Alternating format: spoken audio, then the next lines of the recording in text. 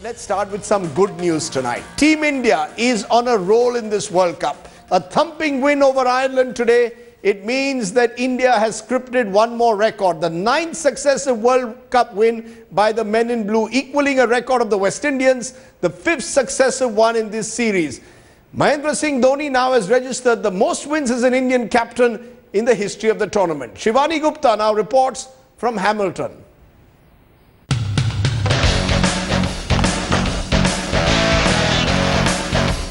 Team India is on a high in the World Cup. But this is just the beginning, as the real challenge begins now.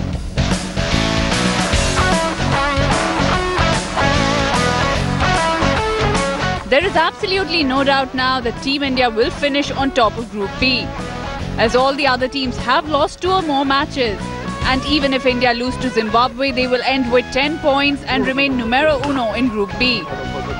You never know in one-day cricket. It's how you turn up that day. It's how about the opposition plays that day. If you lose an important toss on a difficult pitch, it's a completely different game. So there are lots of pluses and minuses in winning competitions. But till now, India has looked outstanding. The question is, who will India play in the quarterfinals? Will it be Bangladesh or will it be Sri Lanka? An educated guess indicates that India will take on Bangladesh in Melbourne. Both Bangladesh and Sri Lanka have 1 match left. Bangladesh has 7 points and Sri Lanka have 6. However, Sri Lanka take on a weaker team in Scotland and should win, while Bangladesh take on co-host New Zealand, who are in good form. However, if Bangladesh's match against New Zealand is abandoned due to any reason, they could end up tied on points with Sri Lanka. But remember, as things stand, Bangladesh have a better net run rate and could mean an India vs Sri Lanka quarter-final. Sports Bureau headlines today.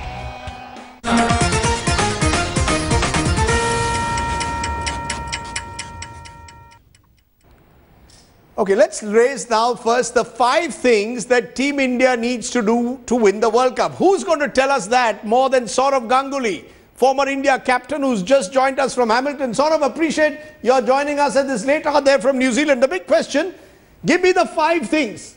The 5 things that Team India now needs to do to win the World Cup. We won 5 in a row. Now tell me, what are the 5 things we need to do to win the World Cup?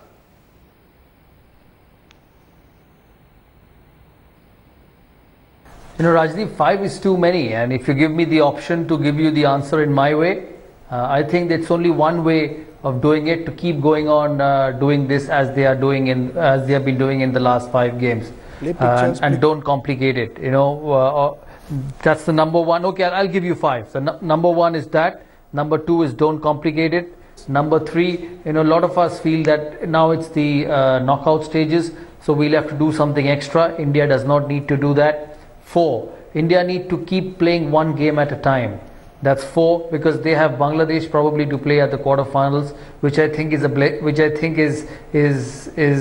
don't know what you say in English, is something which they couldn't have imagined, playing Bangladesh in a World Cup quarterfinal. That's 4. And number 5 is to stay fresh. You know, they've been here for a long time. The World Cup has started. It's already been a month old. It works on your mind. It works on your body. Stay fresh, because it's still the most important part of the tournament to be played. And all the good work what you've done in the past will bear to nothing if those 3 games are not played properly. I'm asking now my producer to put all those 5 things that you put in a graphic, the 5 mantras that you're giving us, the 5 mantras that you believe are key to the success. But you made an important point. You said don't do anything different, don't change anything. But let's be honest, in a few days' time, the knockouts start. And I want to know, what have we done so differently over the last few months to recover from our performance in the Test and Tri-Series to reach the stage where Dhoni has bettered even your record for the most number of wins of an Indian captain in the World Cup? I think India's record in world tournaments are a lot better, even if they have failed in bilateral series or in tri-series, because something gets them going. You know, the big occasion, and during the tri-series it was Australia again coming at you in Australian conditions, and that can get tough. Yes, England beat us, but England beat us in Brisbane and Perth, which actually suited England a lot more than they did India. But when you came to the World Cup, you haven't even played Australia. You've played sides like Pakistan, West Indies, from whom we are a much better side. We are a much better side than Pakistan and West Indies. I think the biggest turnaround for India was the win against South Africa in Melbourne. South Africans are pretty used to these conditions. They play on similar sort of wickets, and to beat South Africa in that manner in Melbourne, I think was a massive turning point in India's confidence in this World Cup. Has the big difference though sort of been the bowlers? Is that the key, and has that been the big difference, especially up front and the depth? Because there was a feeling at the start of this tournament we had a great batting side, we didn't have the bowlers. Has that changed as this World Cup has gone on? Yeah, absolutely. The bowling has looked different. The batting also, Shikhar Dhawan's form at the top is so crucial to India's success. Opening is very important in any format, Test cricket, one-day cricket. And Shikhar Dhawan's outstanding form at the top has really made life easier for the Indian batsman. Imagine in the tri-series or even in the Test matches, the number 3s and the number 4s would get exposed to the new ball very quickly. And the good form of Shikhar Dhawan has stopped that, and players coming at lower down the order, guys like Kohli and Ajinkya Rahane, have actually come in a situation where they can put pressure back on the opposition. So it's obviously the bowling, the three quicks. Ashwin's bowling form has been a big difference as well, and also the top order batting.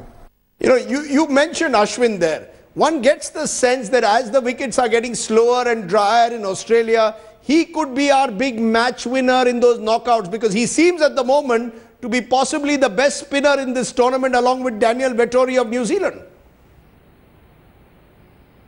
Yeah, absolutely. Ashwin in one-day cricket has done very well. When it comes to Test cricket overseas, he's been found wanted at times because of the line he bowls. But I think in one-day cricket, he just has to bowl 10 overs. The batsmen attack him, they come at him, and that creates wicket-taking opportunities for him. But I think overall as a bowler, he's looked a lot better in this World Cup, because he's bowled a lot slower.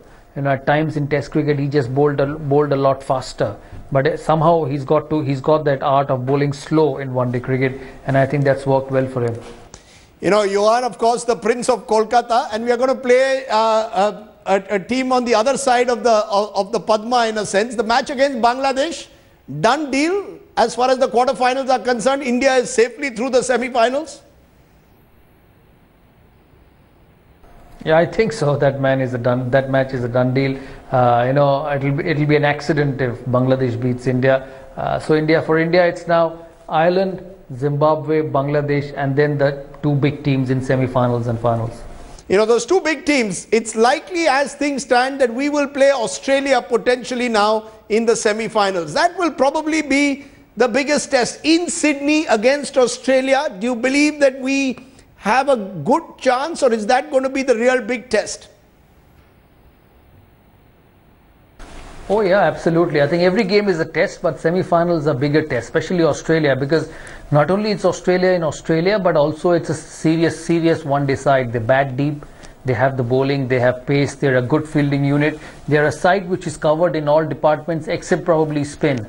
So I think it'll be against a side which is very strong. Who is, I know you're not a betting man, maybe you are. Who as of now, as we now enter this final stretch in a few days, you believe is in the best position to win this World Cup? Obviously, I want India to win. There's no doubt about it, but it's still a very open World Cup. My 4 semi-finalists would be India, Australia, South Africa and New Zealand. And from there on, it could be anybody's World Cup depending on that particular day. India have looked amazing on form.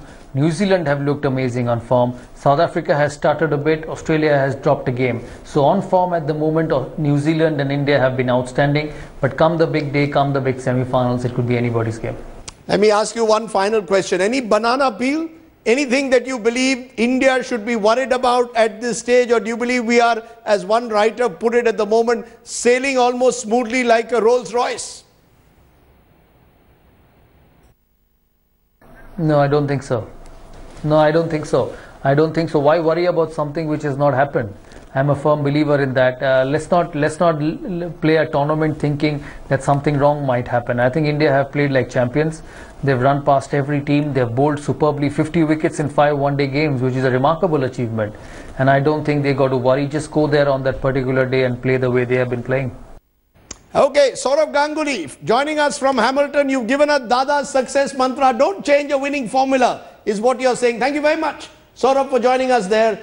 That is, of course, going to be the big good news.